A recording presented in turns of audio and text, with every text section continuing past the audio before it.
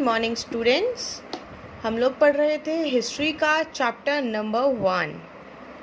Chapter number 1 is an approach towards the past. मैंने अभी तक आपको जो लास्ट टॉपिक पढ़ाया था वो सोर्सेज ऑफ हिस्ट्री पढ़ाया था, जिसमें मैंने आपको आर्कियोलॉजिकल सोर्स और लिटरेरी सोर्स बताया था। आर्कियोलॉजिकल सोर्स जिसका हमारे पास कोई भी रिटन रिकॉर्ड नहीं है, लिटरेरी सोर्स जिसका हमारे पास रिटन रिकॉर्ड अवेलेबल है। अब आज हम इन्हें थोड़ा डिटेल में पढ़ेंगे। Archaeological source are direct evidence. ये डायरेक्ट एविडेंस होते हैं। They have a significant effect on the writing of history. जो हमारे पास रिटन हिस्ट्री है उस पर इसका बहुत बड़ा इफेक्ट है। They can not be change और altered by human being. Written history में हम लोग कुछ चीज़ें चेंज कर सकते हैं, लेकिन जो आर्कियोलॉजिकल सोर्सेज होते हैं वो डायरेक्ट एविडेंस होते हैं, तो उनमें हम कुछ चेंज नहीं कर सकते। They are physical evidence that are available. ये इनको हम फिजिकली देख सकते हैं, इनके एविडेंसेस को। Artifacts, the object of different kind made by humans in the past are called artifact. जो डिफरेंट काइंड के ऑब्जेक्ट्स ह्यूमन के थ्रू बनाए गए थे पास्ट में, उन्हें बोला जाता है आर्टफैक्ट्स। फॉर एग्जाम्पल, जो चीज़ें मेटल से बनी थी, pottery, tools, ornament, jewellery, weapon, sculptures, ये सब क्या है? आर्टफैक्ट्स हैं। They give us important clue and help us in understanding the cultural life of the past. ये जो आर्टफैक्ट्स होते हैं ये हमें इम्पॉर्टेंट क्लू देते हैं और पास्ट को समझने में मदद करते हैं। The object found at Harappa and Mohenjodaro throw light on development aspects of that age. जो ऑब्जेक्ट्स हड़प्पा और मोहनजोदाड़ो के टाइम से मिले थे वो ऑब्जेक्ट्स जो थे वो काफ़ी ज़्यादा डेवलप थे। Harappa and Mohenjodaro are 4000 year old cities. Harappa और मोहनजोदाड़ो जो हैं वो 4000 साल पुरानी सिटीज़ हैं जो कि रिवर इंदस के बैंक पर हैं। फिर आता है हमारा monuments. Old buildings, ruins of old buildings, temples, stupas, mosques, tombs, cave places and old settlements which are historically important and provide the important information of our past heritage are called monuments. पुरानी buildings चाहे वो टूट गई हैं या पुराने temples, stupas, मॉस्क्यूज, Tom, केव places या कुछ भी ऐसी पुरानी प्लेसेस जहाँ से हमें अपनी हिस्ट्री के बारे में, अपने पास्ट के बारे में इंफॉर्मेशंस मिल सकती हैं, उन्हें हम बोलते हैं monuments. The archaeological excavations. Excavation मतलब होता है किसी चीज़ को खोजना, किसी चीज़ को ढूंढना, किसी चीज़ को खोदना। The archaeological excavations at Harappa and Mohenjodaro, Kotdiji, Ropar, Mehrgarh and several other sites have proved that a plant civilization exist in the Indus valley 5000 year ago. Archaeological के खोज के द्वारा, उनकी रिसर्च के द्वारा हमें पता लगता है कि 5000 साल पहले इंदस वैली में एक प्लांट सिविलाइजेशन हुई थी। The ruins of Nalanda in Bihar reveal the ancient system of education. जो बिहार में नालंदा है वहाँ से हमें पुरानी एजुकेशन के सिस्टम के बारे में भी पता चलता है। फिर आता है कॉइन्स। कॉइन्स जो है वो वैल्यूएबल सोर्स हैं इंफॉर्मेशन के।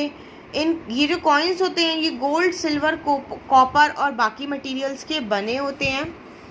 दे tell us about the economy of the kingdom. ये जो कॉइन्स होते हैं ये हमें किंगडम की इकोनॉमी, यानी किंगडम कितना रिच था या कितना पुअर था वो पता लगता है। कैसे? कॉइन्स जो हैं वो अलग अलग मेटल के होते हैं, गोल्ड, सिल्वर, कॉपर। तो जो जिस किंगडम का कॉइन जितने अच्छे मेटल का होगा वो उतना ही रिच माना जाता था। The period of rulers and trade activities with other region. उनका जो रूलिंग पीरियड था वो कैसा था और बाकियों के साथ उनकी ट्रेड एक्टिविटी कैसी थी।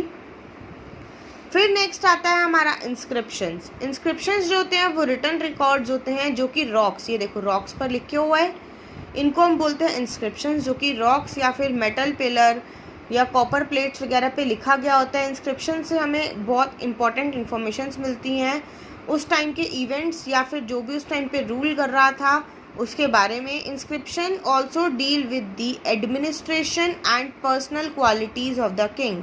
इंस्क्रिप्शन से हमें किंग की पर्सनल क्वालिटीज़ के बारे में पता लगता है। They also provide us with important date of coronation, specimen of art, relation with neighboring and distant ruler. Inscriptions जो है वो हमें अलग अलग इम्पॉर्टेंट डेट्स के बारे में बताती है, नेबर्स के बारे में बताती है और अलग अलग रूलर्स के बारे में भी बताती है.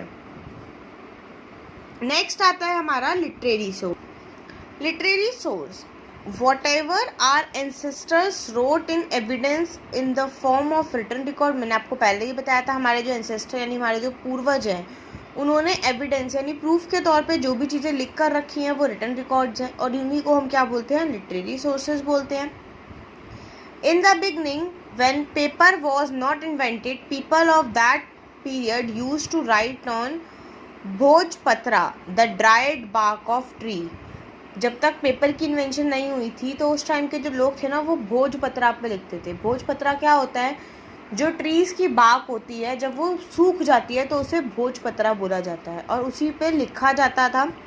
They also wrote on solid rock stone, पत्थरों पर लिखते थे, कॉपर प्लेट्स पर लिखते थे, रॉक के पिलर्स पर लिखते थे, अलग अलग टैबलेट्स पर लिखते थे. It is from these record our history is made as we know it today.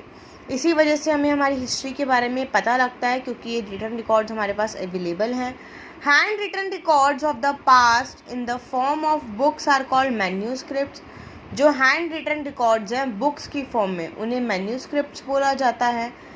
These accounts of contemporary events help us in knowing our past and provide us information about custom, religious belief and cultures of people. ये जो हमारे accounts हैं ये हमें help करते हैं हमारे past के बारे में जानने के लिए और जो भी हमारे पास्ट में कस्टम्स थे, रिलीजियस बिलीफ थे या लोग जो भी कल्चर फॉलो करते थे उसके बारे में भी इंफॉर्मेशन प्रोवाइड कराते हैं. लिटरेरी सोर्स में be divided into 2 types. Literary source जो है वो 2 टाइप से डिवाइडेड है, रिलीजियस लिटरेरी सोर्स और secular literary source. Religious literary source, writing that deals with religion is called religious literary source. Writing जो कि रिलीजियन से रिलेटेड हो उसे रिलीजियस लिटरेरी सोर्स बोलते हैं.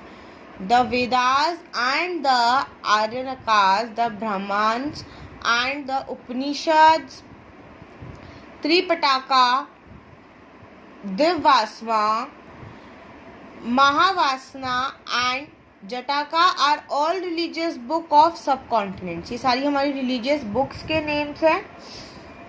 These give us important information about ancient India. इनसे हमें एंशियंट इंडिया के बारे में इम्पॉर्टेंट इंफॉर्मेशन मिलती है.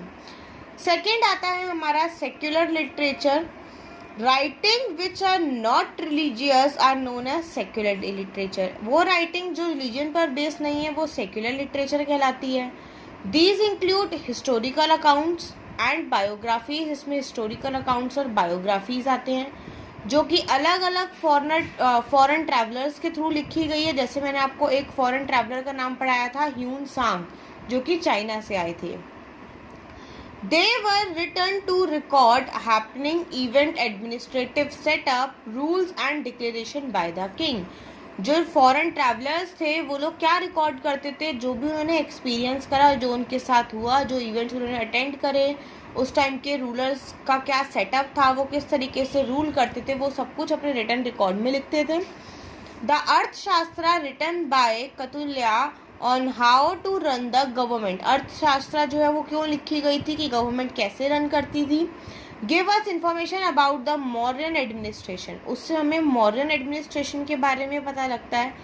Travellers accounts also included in secular literature. Travellers का जो अकाउंट है वो भी सेक्युलर लिटरेचर में इंक्लूडेड है.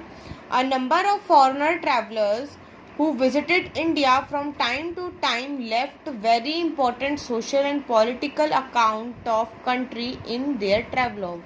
जो ट्रैवलर्स इंडिया आए थे जिन्होंने अपनी अलग अलग ट्रैवलॉग एक बुक होती है जो कि ट्रैवलर्स लिखते हैं अपने एक्सपीरियंस के बारे में.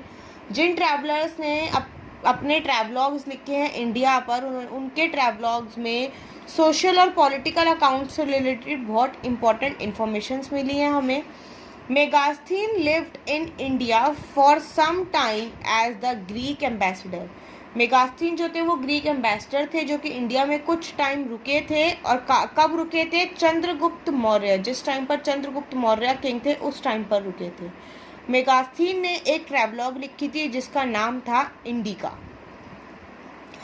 यहाँ तक आपके सभी को चैप्टर समझ में आ गया होगा। जिस बच्चे को कोई भी डाउट है वो मुझे पर्सनली मैसेज करके पूछ सकता है।